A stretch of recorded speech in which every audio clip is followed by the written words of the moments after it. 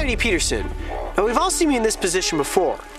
No sock on my foot, and the sock being used to draw on a predator.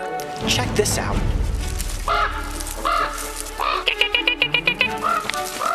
Oh, that right there is a baby red fox. Lupin, come here.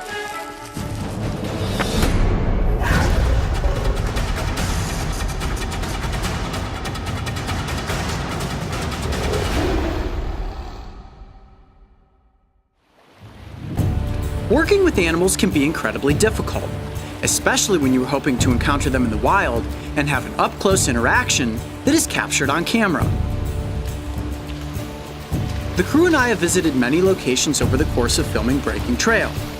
And if you have ever wondered which location has been the most difficult so far, I would definitely have to say it was Alaska. This far northern state is considered to be the last true frontier, and trust me when I say, the environment posed incredible challenges. From the vast lakes, which we explored by kayak, to the rushing glacial melt streams that were nearly impossible to forge without getting soaked by icy cold water. Then there were the incredibly dense forests. Built with ancient trees and thick plants, this habitat provided the perfect hiding places for native wildlife. So I climbed up on top of this stump here, searching the forest. Check out this vantage point. Wow, that is just trees as far as the eye can see. So what becomes the game plan when finding animals in the wild is next to impossible? Simple. We work with ones that have been rescued or raised in captivity. Today we will be working at Steve Krochel's Wildlife Sanctuary, which is home to many different mammal species, including moose, weasels, and even a wolverine. In my opinion, mammals are the most difficult animals to work with because they very rarely want to be held, and getting them to sit still for the cameras is next to impossible. And while in the past I have worked with giant grizzly bears, ferocious badgers, and spring-loaded bobcats, nothing would challenge me and the crew more than an incredibly adorable baby red fox named Lupin. Now, one of the toughest things about working with a fox is that a fox wants to move around as much as possible. So right now we are inside of Lupin's enclosure, and you can see this looks completely natural. You can barely even tell that we're in her enclosed environment. And here she comes, Lupin. She's very excited to have us in here. Come here, you. As soon as she starts to calm down, I have a good feeling that she'll probably come close for the cameras, but at the moment, we have to let her get acclimated to us being in here. There you are. Are you gonna come hang out with me? Right about now, I am sure you are wondering, what in the world are those noises Coyote is making? Well, they're fox calls that Steve taught me. You see, Steve has the uncanny ability to speak with animals. Now, Steve, Yeah. I hear you making this little, sounds like a turkey noise. Yeah, well, I'm talking mink language now. That's mink. Yeah, mink language. You go ahead and try it. Okay. Gotta go faster. There you go. Pretty good. And he said that if I could master the language of the fox, I would likely become one of the skulk, which is a group of foxes.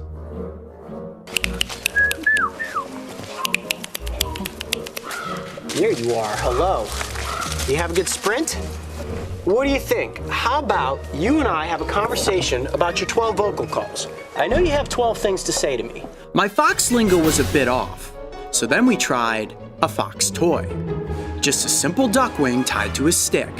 That is what you call fishing for a fox right there. Oh, you almost had it. I'm doing my best to keep her attention. Hi, good afternoon. Keeping a fox's attention in front of a camera is far easier said than done, and before we knew it, Lupin was back to running laps around her enclosure. Hey, Lupin, come on back here. Next, we tried to get her up close to the cameras by pretending my hand was a mouse. What I'm gonna do right now is turn my hand into a mouse. I'm gonna actually put it down in this hole and bury it in the grass, try to make some mouse noises, rustle this around, and see if I can get Lupin to come and pounce on me. You ready? Yep. Let's try this.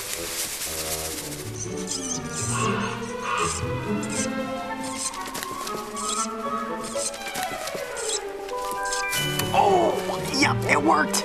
And she bit right down on the tip of my finger, only to find that it isn't actually a mouse. Well, that was pretty cool. All right, well, apparently I can speak mouse.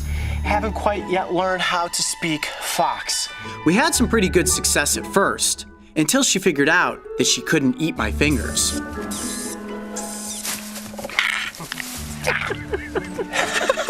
How cool is that? Every single time she thinks my finger's a mouse. And that's such a great hunting instinct for this baby animal, to be able to learn that this is how I catch mice. It is very, very difficult to hold onto this baby fox because she wants to run around in the enclosure. So one tactic I used with the ocelot was to take my sock off and get its attention with that. Lupin. Here we go. She's got her attention. Oh boy, look at that. Oh, sock is good. It worked wonders with the ocelot in Costa Rica, so I figured, why not try it with a fox? Get that sock. Now, if I was one of her litter mates and I found something out there in the wild, like a hunter who left a sock behind, this would be a great toy to play with.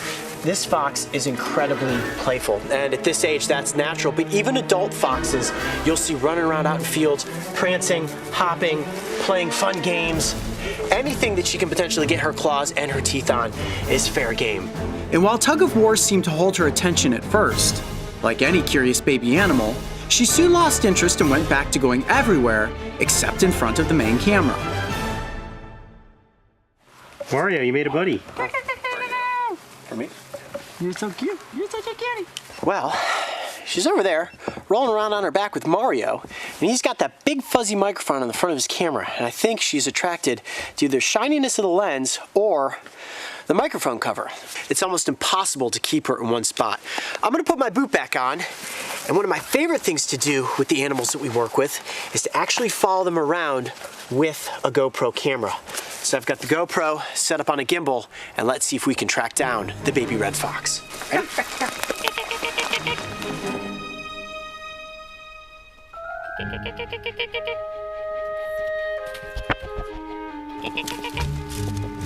The red fox is one of the most elusive animals in the world, and I would say in my lifetime I've probably only ever seen 5 fox in the wild, and even when you do see them, it's only for a brief second. So if you do happen to encounter a fox, consider yourself lucky. This right here, getting to play with a baby one, whew, it's absolutely exhausting. If there's one animal that has really worn me out, it is definitely the baby red fox. This thing's got more energy than any animal we've ever worked with. For nearly 15 minutes, we attempted to follow Lupin around her enclosure. And for a brief moment, she rolled over on her back for a belly rub.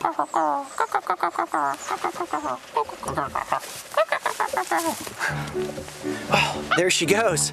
That's about the closest we've been all day. Pretty cool, palling around with a baby red fox. I'm Coyote Peterson. Be brave. Stay wild. We'll see you on the next adventure. Like I said in the beginning, filming with mammals is incredibly difficult. And after 2 hours of following this fox in circles, the crew and I called it a wrap. Getting to pal around with Lupin was one of my fondest memories from Alaska. And if there's one thing I'm confident we can all agree on, it's that this baby fox is about as adorable as it gets. If you thought using a sock to play with a fox was savvy, make sure to go back and see how well this tactic worked when I got up close with a wild ocelot. And don't forget, subscribe so you can join me and the crew on this season of Breaking Trail.